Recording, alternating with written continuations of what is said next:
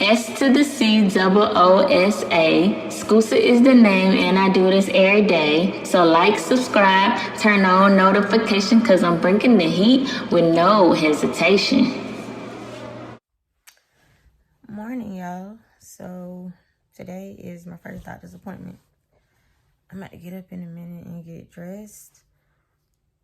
I gotta update y'all. So I want to say the night before last, I was downstairs cleaning up, sweeping the floor, and I had to sit down because I had like a sharp, it was like, I guess like a cramping sensation.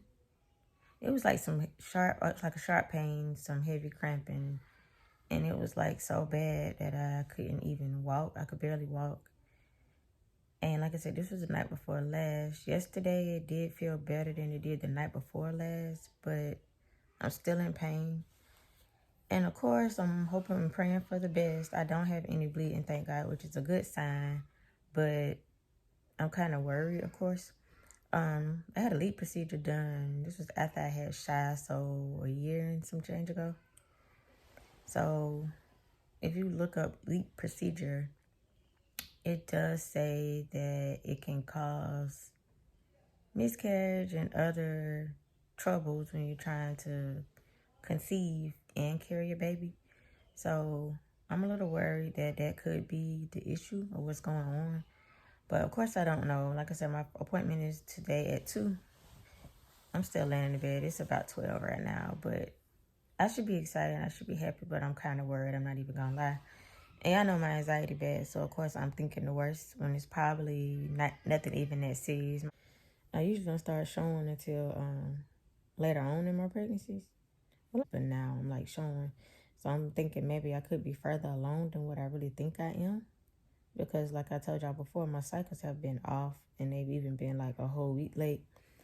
So I don't know, I could be further along than what I think I am.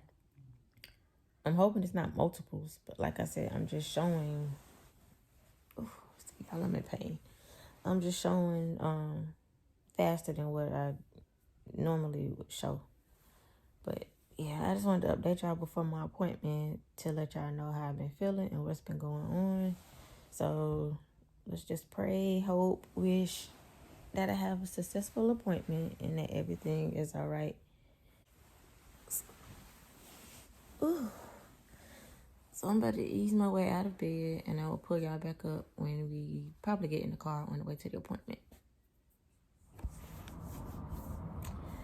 So last time y'all saw me, I was home getting ready to go to my appointment, and as y'all can see now, I am in the hospital. I think I've done all of my crying, so I should be able to give y'all this information without crying. If I do cry, just bear with me.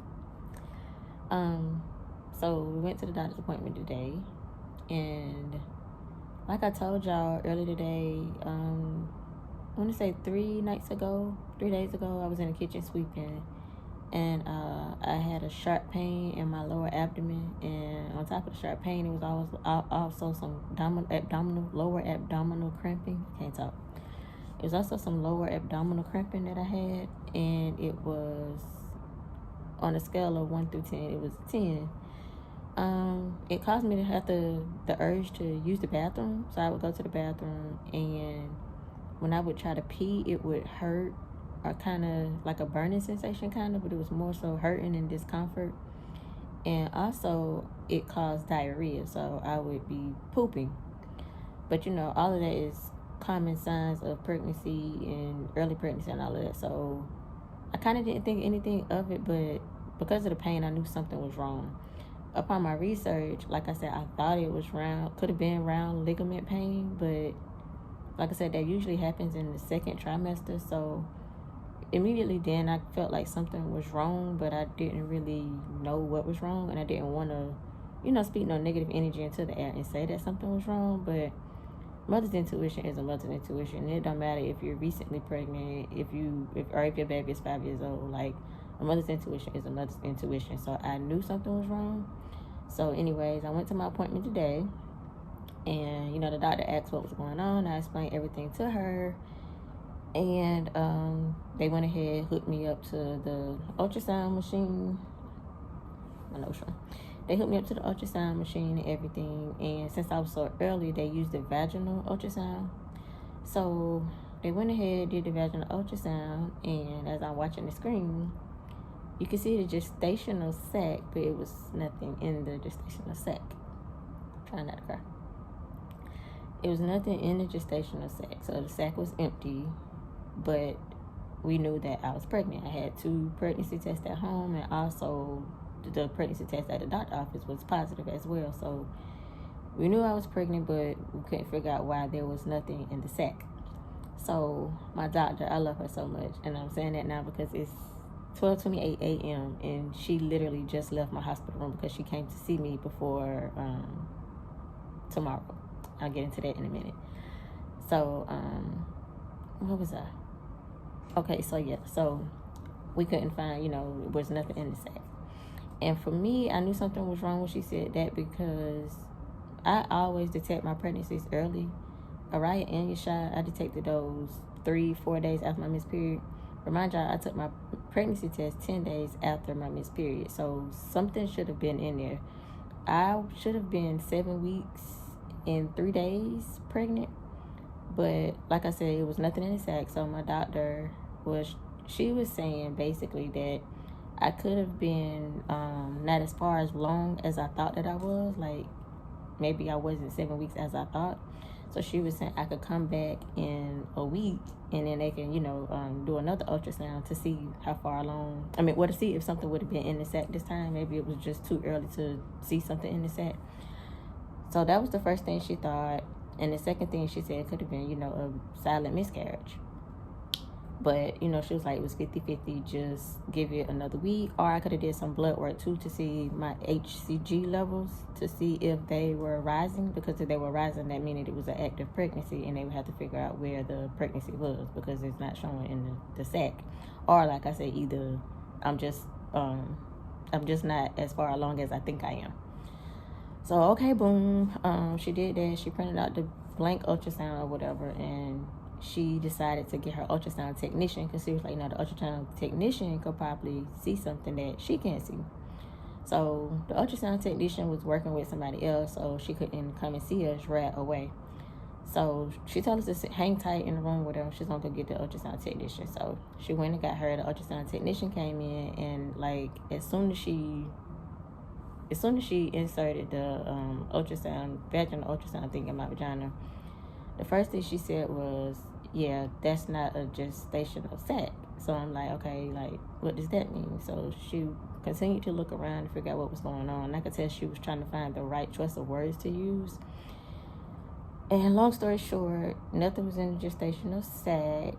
And she started looking around inside my uterus and everything. And lo and behold, she found the baby. So the baby is not growing inside my gestational sac. The baby is inside of my fallopian tube, which is called an ectopic pregnancy. And an ectopic pregnancy is one that a baby that grows outside of the uterus. So an egg that implants, but it implants outside of your uterus. A baby can only survive in your uterus. So like mine is in my fallopian tube. Once it starts growing, it's going to rupture my fallopian tube and it can't survive. So it's also like other places in your stomach, different places, but the most common is in your fallopian tube. But yeah, that's what an ectopic pregnancy is at all. They can't save the baby, and at this point it's basically like life or death, because if I don't do the surgery, I have to get the surgery done. If I don't get the surgery done and the baby continues to grow inside of my fallopian tube, it can cause my fallopian tube to rupture,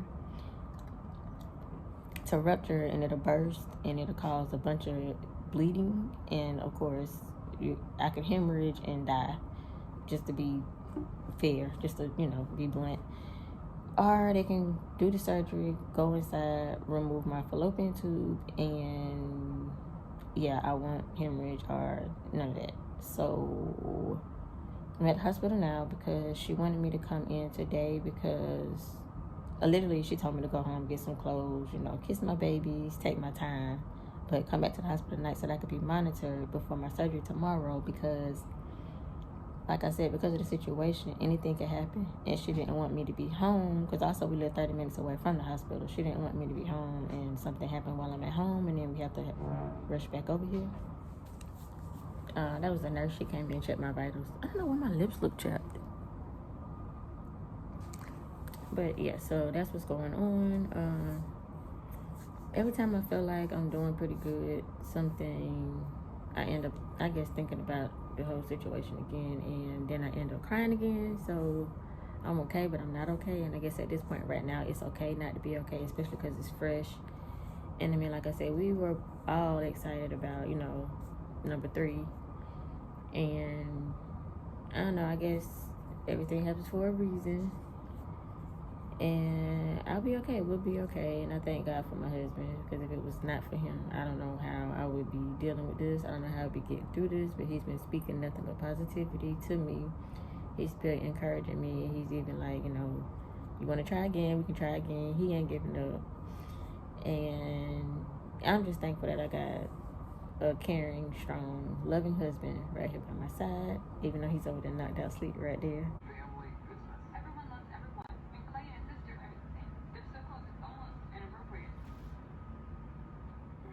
But he had took Thursday and Friday off from work. I didn't even know. Then because of the situation, his job even gave him tomorrow off, which is Wednesday. So, and he left early today for my appointment. So he had today early off, and then he's off Wednesday, Thursday, Friday. My mom is coming in town Thursday, and his mom is not at the house with the babies now. So my village is strong, and I'm gonna get through this. I don't know how I'm gonna be feeling tomorrow after the surgery, so I wanted to go ahead and do this video now. And it was crazy because I was doing fine until we got to the hospital, and the guy on the wheelchair, they wheeled me up to the second floor, room 240, which is the labor and delivery hall.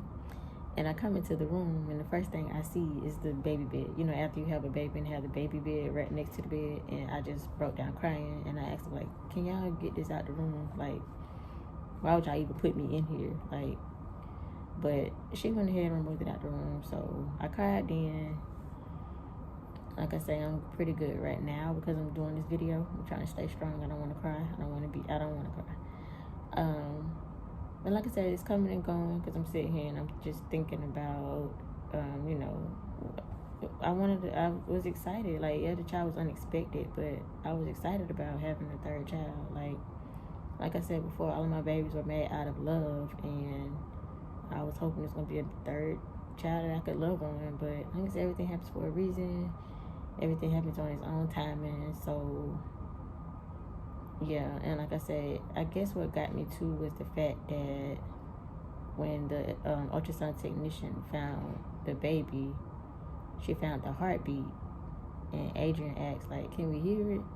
And she was like, it may be too small, you may not be able to hear it, you're not that far along yet, it's still early. And she was able to find the heartbeat, and we actually heard it.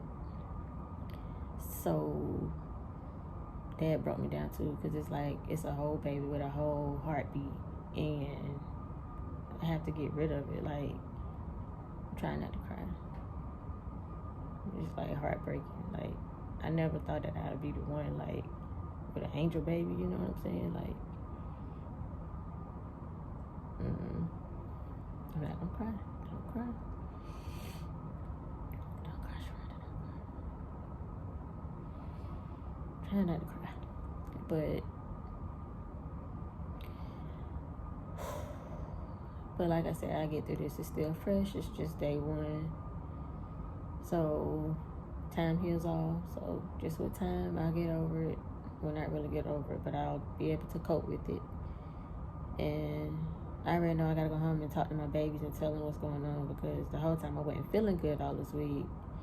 Araya kept saying, Mommy, the baby don't feel good. And I kept saying, no, baby don't feel good. And like, we'll literally be laying in the bed and she'll just be rubbing my stomach and kissing my stomach. So it's a lot, but like I said, time heals all. And we're gonna get through this. So if I don't talk to y'all tomorrow, then I will see y'all in the next video. But I plan on talking to y'all tomorrow so I can keep y'all updated and let y'all know what's going on. So thank y'all for watching this video. Thank y'all for praying with us. Thank y'all for everybody that reached out, that called, that even just showed me love on Facebook, because I put it on Facebook. Just a little soft message, but nobody really knows what's going on. But I thank everybody who, like I said, reached out, even just commenting. You don't even know what's going on, and I'm still getting congratulations from last week when I announced it, and it's crazy. But this is me being transparent, and this is what I wanted to do: be transparent with everyone, to let everyone know that something that you're going through, somebody has already been through it, and if I can get through it, then you can get through it as well. So, like I said, I'm not going to keep going on and on and on, because I'm about to try to get me some sleep. It's 12:42 a.m. The doctor's about to come back with some meds, and I'm about to knock out into my surgery tomorrow. So, I will see y'all in the next video, if I don't see y'all tomorrow.